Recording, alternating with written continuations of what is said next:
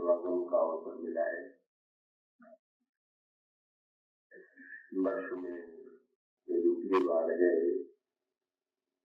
जब यहाँ पुनः हम लोग एकत्र हो रहे हैं। श्री प्रेमदास जी के आग्रह की कथा के प्रतिष्ठा वैसे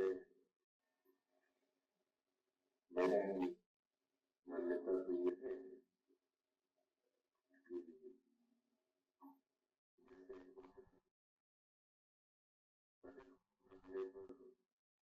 अधिक स्वादिष्ट प्रतीत होता है, उसी प्रकार से श्रोता में जितनी तीव्र भूख हो उसे कथा में उतने रस की अनुभूति होती है।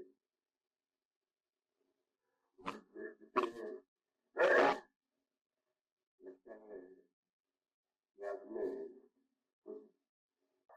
आप लोगों के समक्ष भोजन जल्दी परोस दिया जाता है सुलभता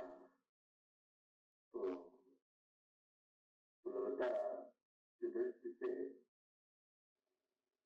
मैं ये मान के चलता था कि कथा पसंद पर स्वयं श्री प्रेमदास जी की कथा की रूप है वो अत्यंत प्रबल है। उनकी निष्ठा और मुखाग्र इतना अधिक होता है कि उसे डाल पाना संभव नहीं होता। तो इसलिए हम लोग बड़े जल्दी मिलते हैं। इस बार भी बड़ी शीघ्रता से मिले हैं और आपके समक्ष कुछ दिनों तक श्री राम कथा की चर्चा होगी। मुझे विश्वास है कि आप लोग इसका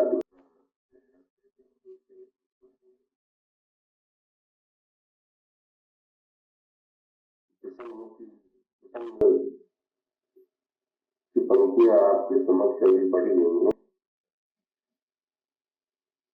और वह एक ऐसा प्रसंग है जो मानस में बहुत प्रसिद्ध प्रसंग है, अत्यंत लोकप्रिय प्रसंग है। उसकी विशेषता ये है कि साधारण मनोरंजन की दृष्टि से विचार करने वाले को भी उसमें बड़े रस की अनुभूति होती। आपने कई वक्ताओं से केवल और प्रभु का संवाद सुना होगा और वो संवाद बड़ा ही विनोद और मनोरंजन से भरा हुआ दिखाई देता है। तो इस दृष्टि से केवल का प्रसंग साधारण जनता में भी अत्यंत लोकप्रिय है। लेकिन केवल प्रसंग केवल मनोरंजन ही नहीं है, बड़ा ही विचारपूर्ण और हर दृष्टि से प्रेरक है। इस पर बोधा वक्ताओं का और श्रोताओं का ध्यान नहीं करता। तो केवल प्रसंग को आपके सामने रखते हुए मैं उसके विविध पक्षों की ओर आपका ध्यान आकृष्ट करना चाहूंगा। आप अपनी एकाग्रता के द्वारा केवल प्रसंग में जो निहित संदेश है, जो संदेश है, उसे ग्रहण करें। भगवान श्री राघवेंद्र वन पथ की ओर जा रहे हैं। इस बीच में महाराष्ट्र दशरथ के आदेश से सुमन तरफ लेकर के आते हैं और श्री राम से रथ पर बैठने का अनुरोध करते हैं। भगवान श्री राम उस आदेश को पुरोधार्य करते हैं, पिताजी के भेजे हुए रथ पर बैठ जाते हैं। लेकिन इसका उद्देश्य पिताजी को संतुष्ट करना था। भगवान श्री राम के स्थान पर यदि कोई दूसरा व्यक्ति होता इस तरह से उनके राज्य की घोषणा करके फिर उन्हें बनवासी बना दिया गया था। तो धैर्यशाली से धैर्यशाली व्यक्ति के मन में इसकी बड़ी तीव्र प्रतिक्रिया हो सकती थी। और यदि ऐसे अवसर पर जिस व्यक्ति के द्वारा राज्य छीन लिया गया, बन दिया गया, उसके द्वारा रक्त भेज दिया जाता, तो शायद दूसरा व्यक्ति आवेश में आकर के रथ को लौटा देता कि जब मैंने इतने बड़े राज्य का परित्याग कर दिया, तो फिर ऐसी स्थिति में मैं रथ पर बैठ करके तो केवल शरीर को सुख देने की चेष्टा क्यों करूं। पर प्रभु के चरित्र का जो शील पक्ष है, तो रथ पर बैठने में उनका उद्देश्य केवल एकमात्र पिताजी को संतुष्ट करना है, कि जिससे पिताजी के हृदय में कहीं ये दुख न रह जाए कि किसी भी प्रकार से मैं उनके व्यवहार से रुष्ट हुई या मेरे मन में कोई प्रतिक्रिया हुई है, इसलिए पिताजी की संतुष्टि के लिए ही प्रभु ने रथ पर बैठना स्वीकार किया। पर उन्हें अवसर मिला जब सिंहपुर में रोके रास्ते के समय, यहीं तक गंगा के किनारे तक वे रथ पर बैठ करके आए और उसके पश्चात उन्होंने रथ का परित्याग कर दिया। और सुमन जी ने बहुत चेष्टा की कि किसी प्रकार से वे प्रभु के साथ चले, पर प्रभु ने उन्हें लौटा दिया। तुरंत को बट वृक्ष की छाया में रोकने के बाद भगवान श्री राम गंगा के किनारे आते हैं और गंगा के किनारे केवल से नौका ले आने का अनुरोध करते। कोई बात नहीं थी, केवल नौका ले आता और भगवान श्री राम को पार कर देता। लेकिन केवट का व्यवहार बड़ा विचित्र हुआ, बड़ा अनोखा हुआ। केवट भगवान श्री राम से यह कहने लगा कि मैं नाव नहीं ले आऊंगा, और उसके साथ साथ ये भी कह दिया कि मैं इसलिए नाव नहीं ले आऊंगा कि मैं आपके मन को,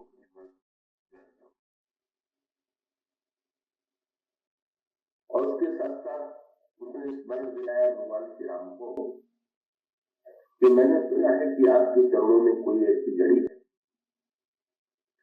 जो जड़ को चेतन बना देती।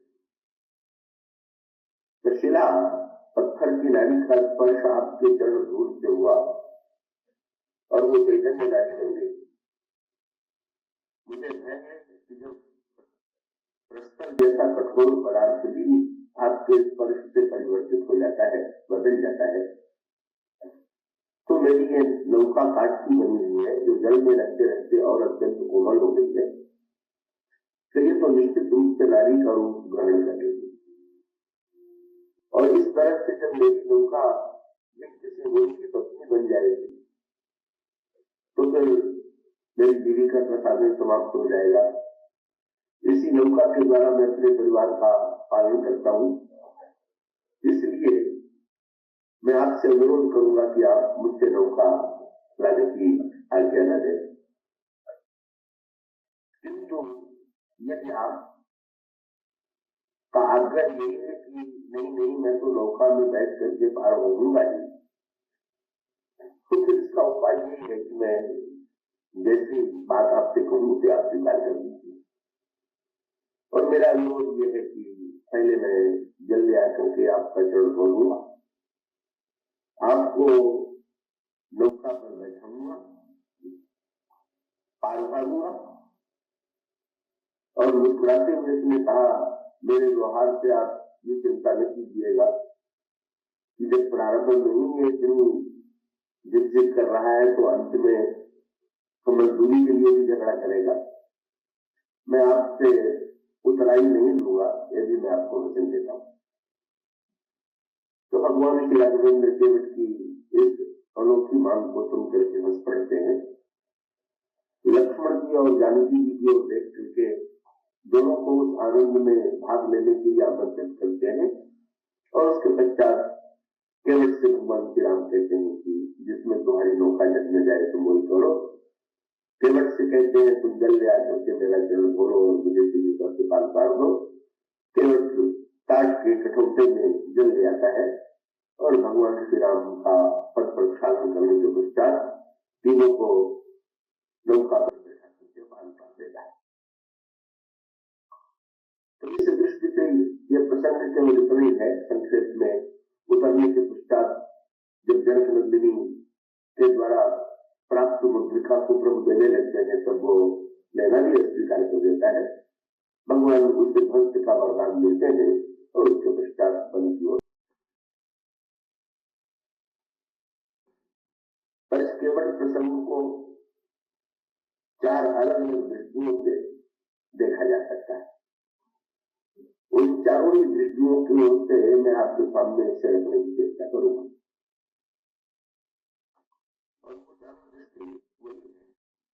तो रामचरितमानस के चार वक्ता और चार श्रोताओं के संवाद के रूप में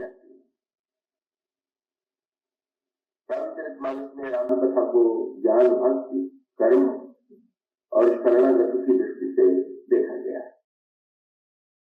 तो आप इसी दृष्टि चारों दृष्टियों से केवल के प्रसंग पर विचार कीजिए। अगर सामाजिक संदर्भ में देखें, लोक संदर्भ में देखें तो केवट जो है वो समाज का सबसे दीन व्यक्ति, सबसे अधिक दरिद्र व्यक्ति, और केवट और भगवान श्री राम के संवाद का जो उद्देश्य क्या है कहा देखेंगे। इसकी पृष्ठभूमि ये है कि महाराज श्री दशरथ राम राज्य बनाना चाहते,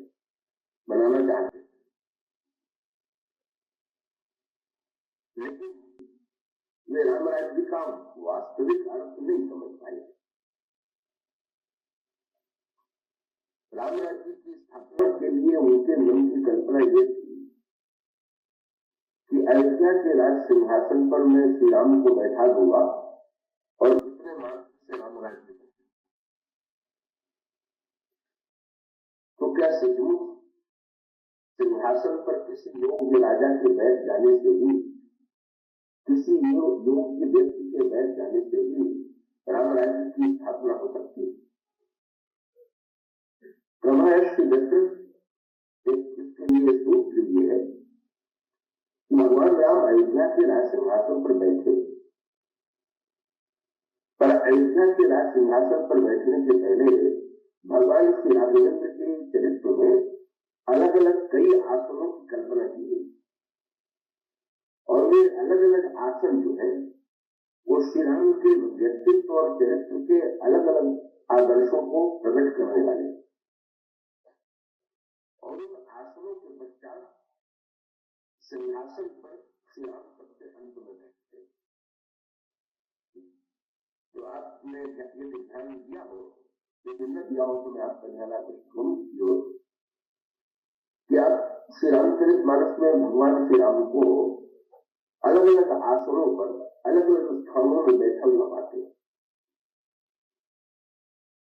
और भगवान श्री राम मिथिला जाते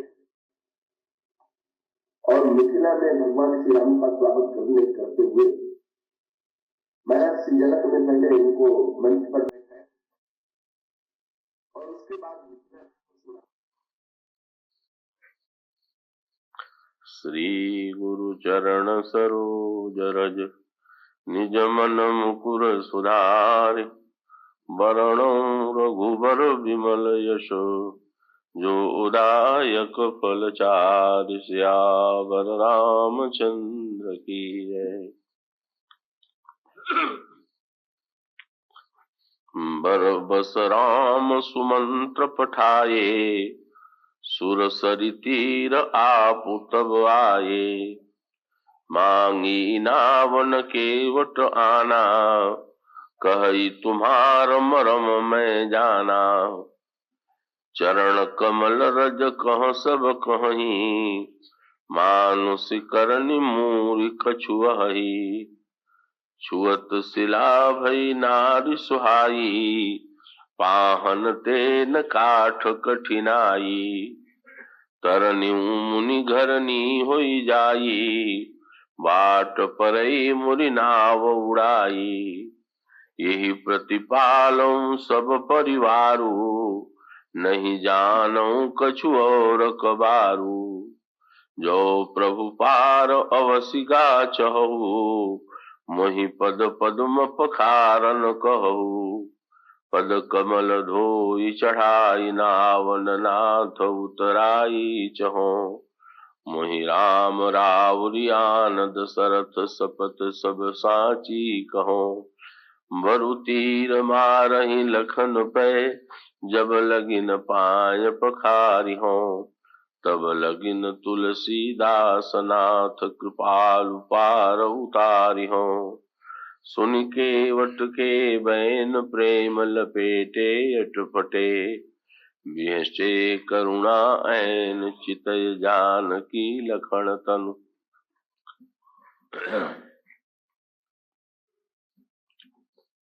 आइए अब कुछ समय के लिए एकाग्र और शांत चित्त से हठीले भक्त केवट और भगवान श्री राम में जो अनोखा वार्तालाप होता है, उसमें जो रस है, प्रीति है, और विनोद में भी केवट ने जिस प्रकार की विलक्षण बातें कही, उसके स्वरूप को हृदयंगम करने की चेष्टा करें। भगवान श्री राम वन की ओर प्रस्थान कर चुके हैं। श्रृंगवेरपुर में उन्होंने अयोध्या के प्रतिनिधि सुमंत जी को भी आग्रह पूर्वक लौटा दिया, और उसके पश्चात वे गंगा के किनारे आकर खड़े हो जाते हैं और केवट से नाव लाने का अनुरोध करते हैं। स्वाभाविक तो यही लगता है कि केवट अपने सौभाग्य की सराहना करता,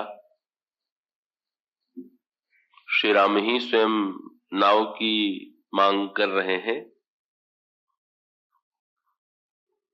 किंतु भीतर उसके हृदय में चाहे जैसा भी भाव रहा हो,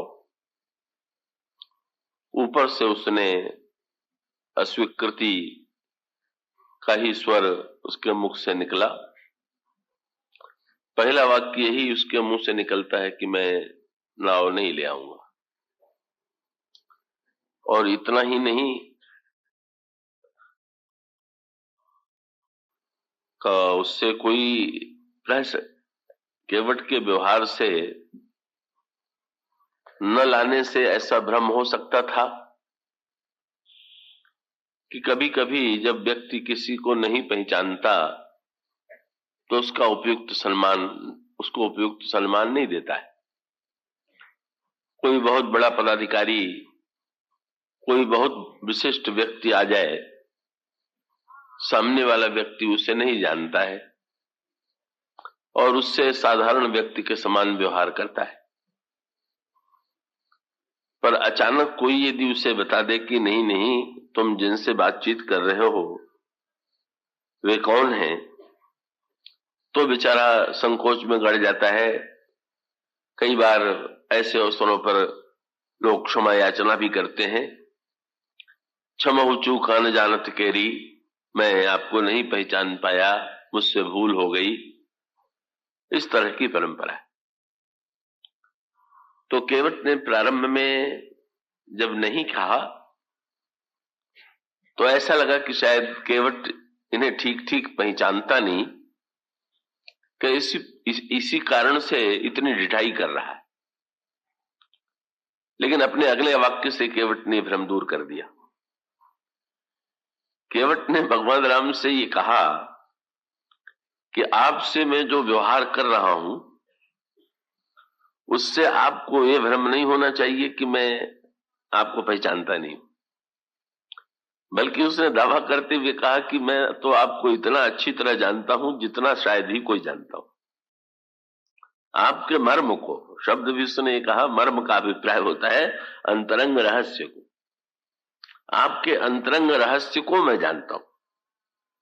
और उसका अर्थ क्या हुआ कि परंपरा तो यह है कि जान लेने के पश्चात मनुष्य के अंतःकरण में जब प्रभाव का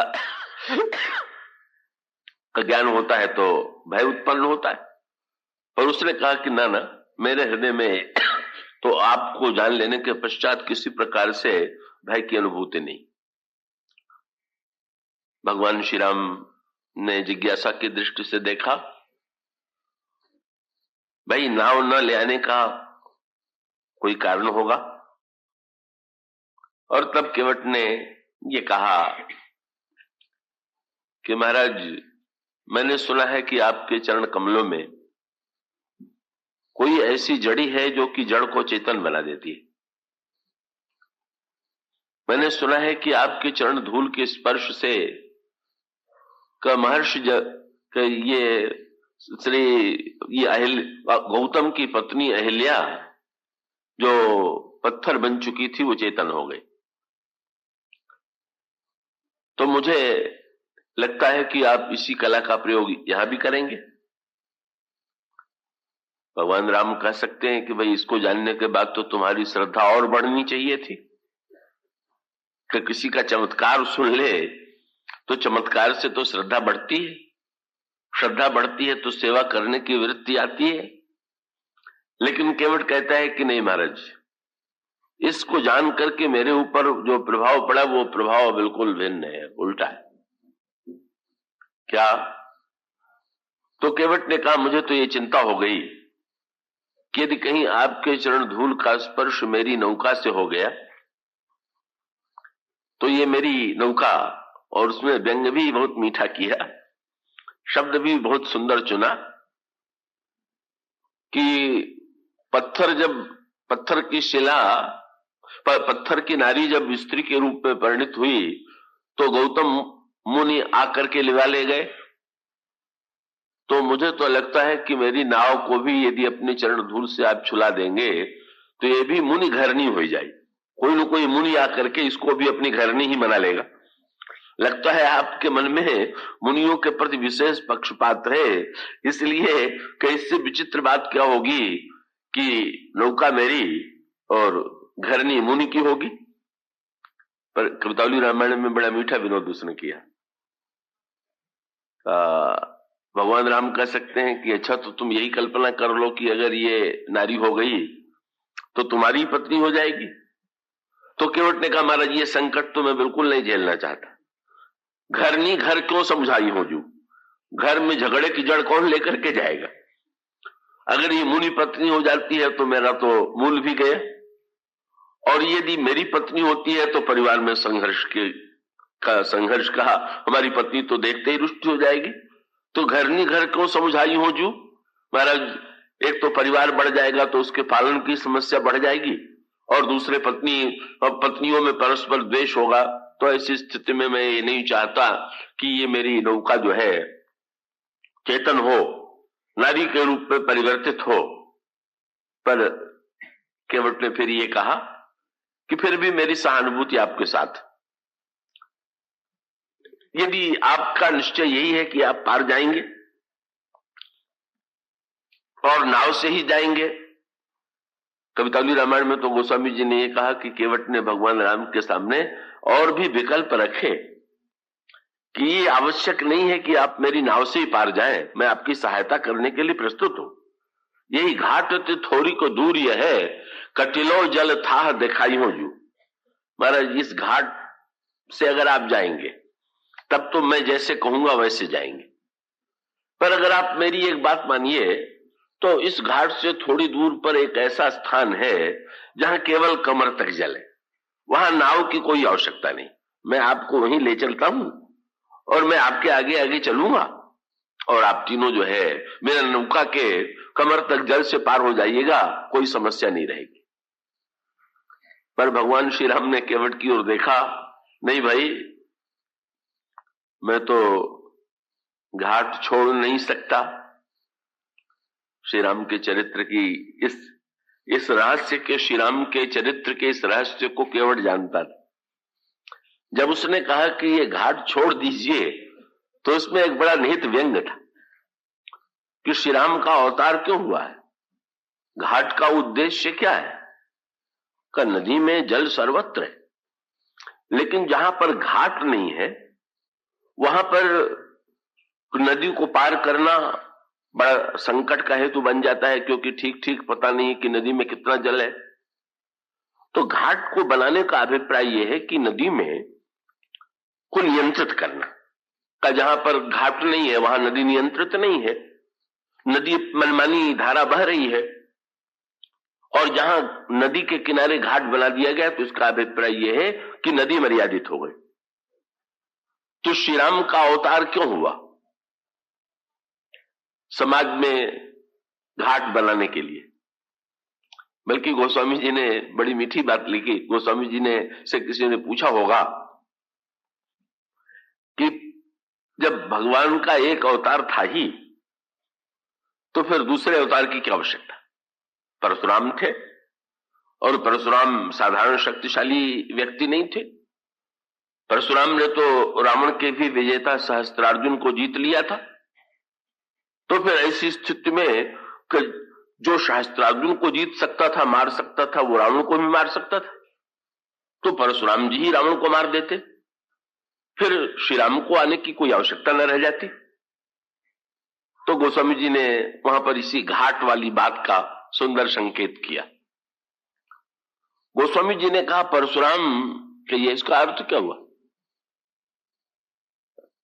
प्यास जो है, जल का अभाव ही समस्या नहीं, जल का आधिक्य भी कभी कभी समस्या बन जाता है।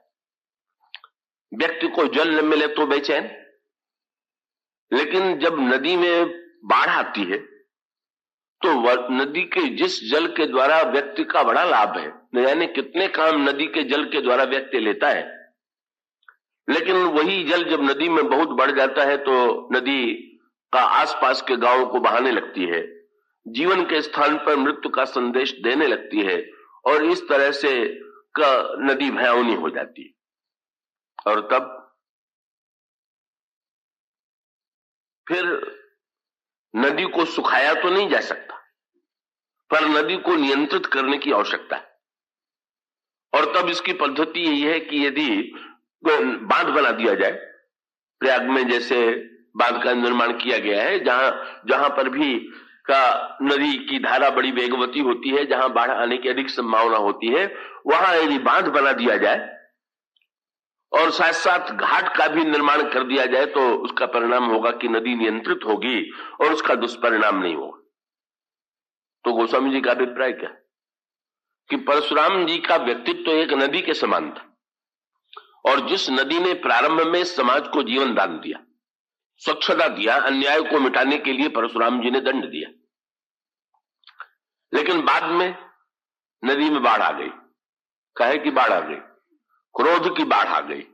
उनका क्रोध जल के नदी के समान था।